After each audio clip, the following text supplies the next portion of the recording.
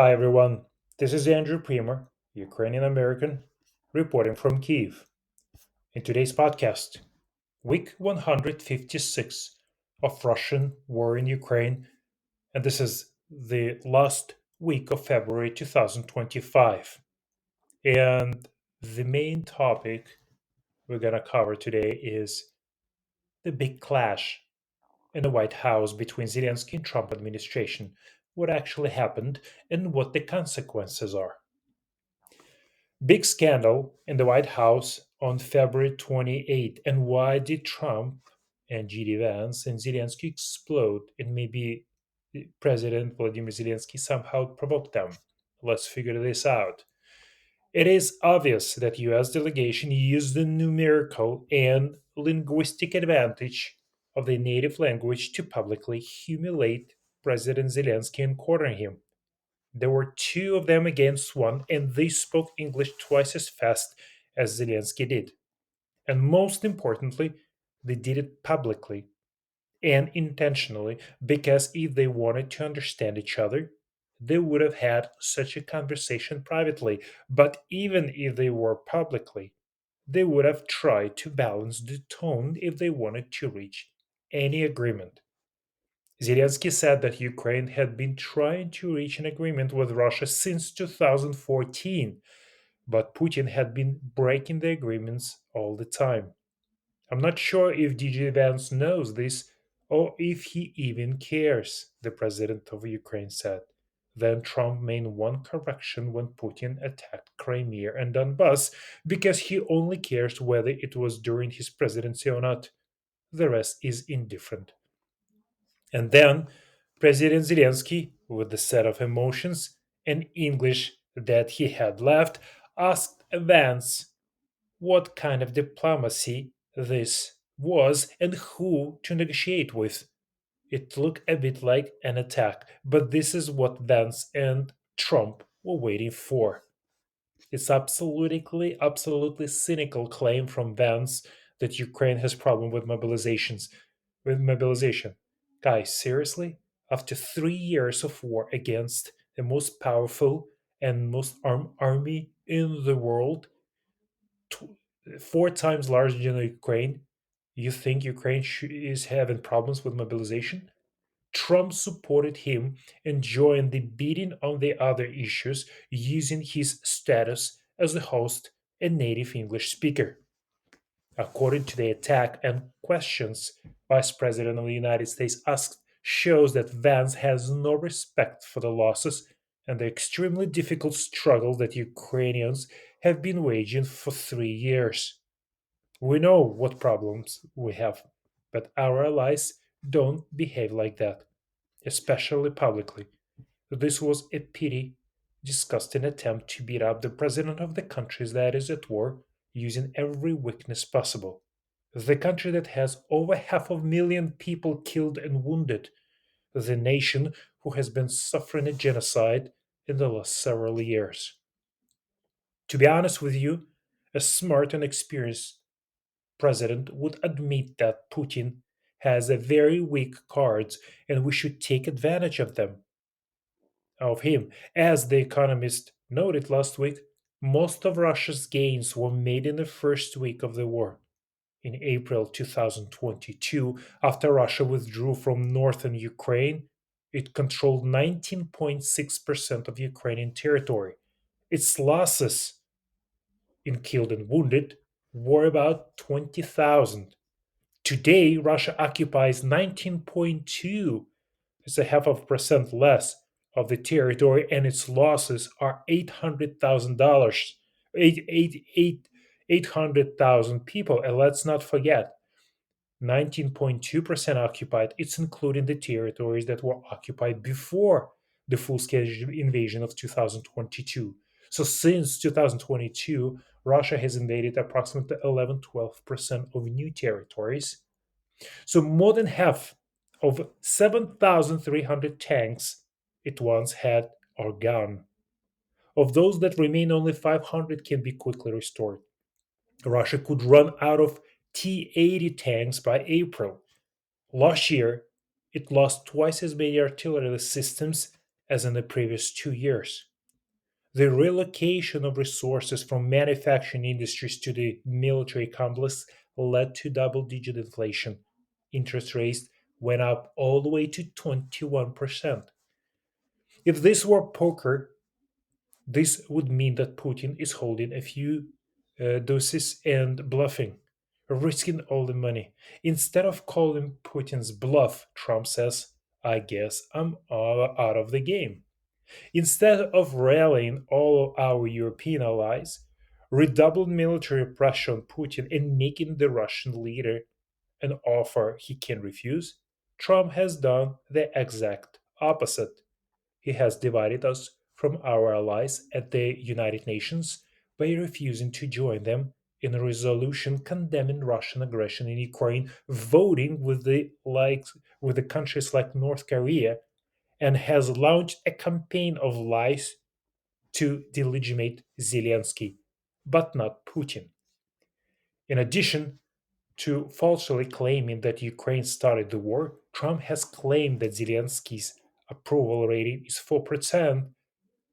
His approval actually is 57% in Ukraine, which is 13% higher than Trump's rating in the United States, and that Zelensky is a dictator and should submit to the elections.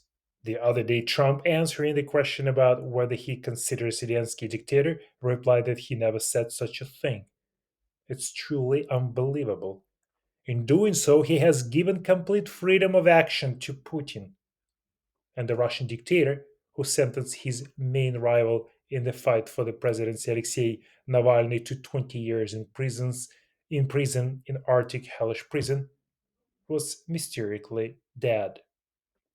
Zelensky apparently believes he has no choice but to sign some absurd agreement on mineral resources, even though Trump is demanding 3 or 4 times more than approximately $120 billion that the United States has provided to Ukraine in military, humanitarian, and other financial assistance.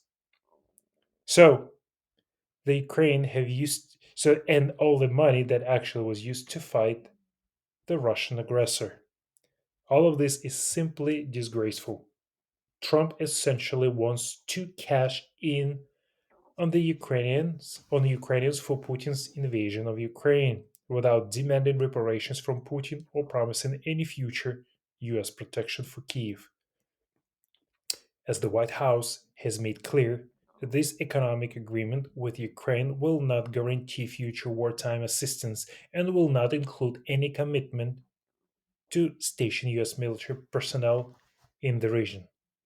So, what will be the consequences of a difficult conversation in the White House? Uh,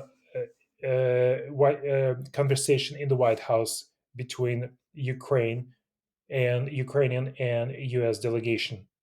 It has always been so, especially during the brutal war with the Russian aggressor.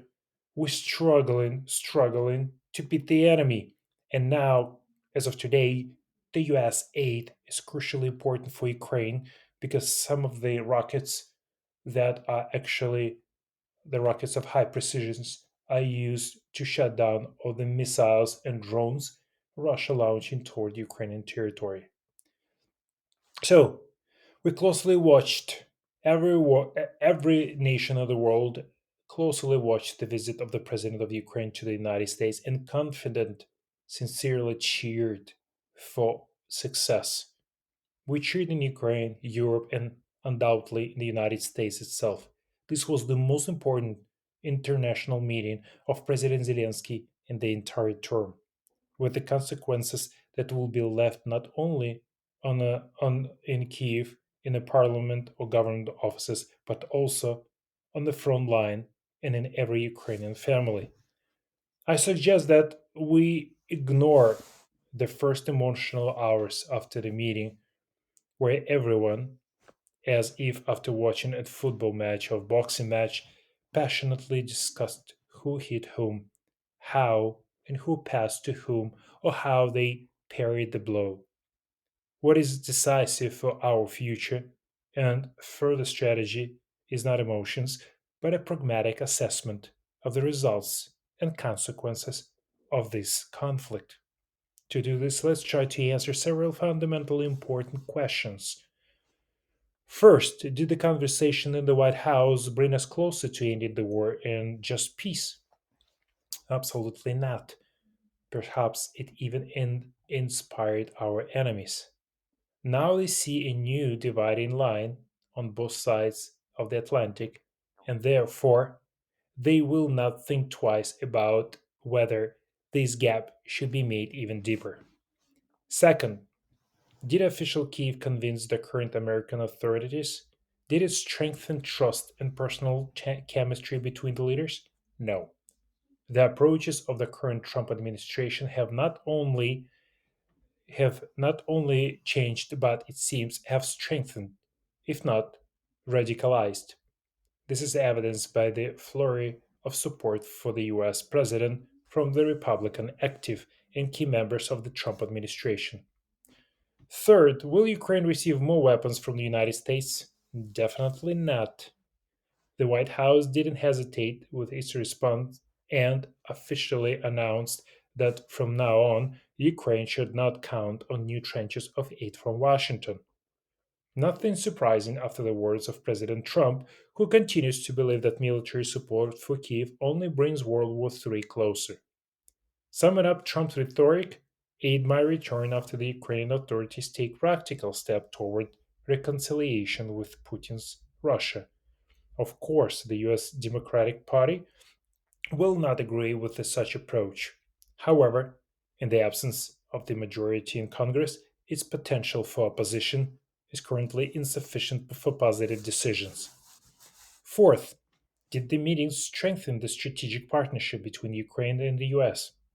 Obviously, there is a risk of radical regression under the influence of emotional hostility and resentment. It seems that this is the case when the level of interpersonal relations between Zelensky and Trump and their complex nature will directly determine the development of bilateral cooperation between Ukraine and the US for a period of their term. So fifth, has fifth has bipartisan support for Ukraine in the US, which has always been the basis of our alliance strengthened. We're observing a de facto split between Republicans and Democrats, as well as among representatives of the Republican Party. Ukraine is becoming a field of discord and fierce internal political conflict between American parties. Six, has our transatlantic alliance and solidarity with Ukraine strengthened? Never in my memory has transatlantic unity been so broken. Capitals are actively taking sides, which cannot but affect the future nature of their relations with the White House. It is important to preserve the channels of communication between Europe and Washington, in particular, the potential of Keir Starmer, Emmanuel Macron, and Giorgia Meloni. We can morally support and be proud of our representatives' performance as much as we want, but the result of this first round is not in favor of Ukraine. Yes, we saw the unity of Europe in support of Ukraine, and this is very good and right. However, we also saw a split in the international coalition of unity and solidarity with our state, whose strength was based on the Kiev, Washington, and Brussels triangle. Volodymyr Zelensky himself has repeatedly and it seems quite consciously admitted this, saying that no purely European security guarantees will work without the involvement of the United States. So, what happened that at some point the value of this triangle was forgotten in the White House? Donald Trump is not a gift. He's a very difficult negotiator and a controversial leader. However, it was he who was elected by the American majority, and it is he who will remain the master of the White House at least until the next US elections. Everyone in the European Union understands this, and each leader is trying to build a relationship of either acquiescence of or closeness with the White House in their own way. Prime Minister Starmer brought Trump a letter of invitation from the king and touched Donald with this. Prime Minister Netanyahu skillfully used the vocabulary of gratitude and recognition of Trump's successes since the day of his first presidency and thereby paved the way for the new successes. Prime Minister Maloney publicly defended Trump's approaches while not forgetting the importance of the European dimension in relations with the US. So she also found her niche. Ukraine also had such an opportunity because the tools of diplomacy, extensive, creative, and are present, but this time, for some reason, the word at all was not used. So, what to do next? First, no matter how painful it might be, but hitting the blank wall of the White House for Volodymyr Zelensky himself is dubious and unlikely effective idea. He will no longer be heard there unless he decides, as Lindsey Graham noted, to change. This would mean abandoning the position he so sincerely defended in the Oval Office and therefore is not an option. It is necessary to identify an experienced and authoritative negotiator from Ukrainian side to conduct calm, non PR, shuttle diplomacy with the aim of building confidence measures, removing irritants, and this is not about the suits and ties, and rebuilding bridges.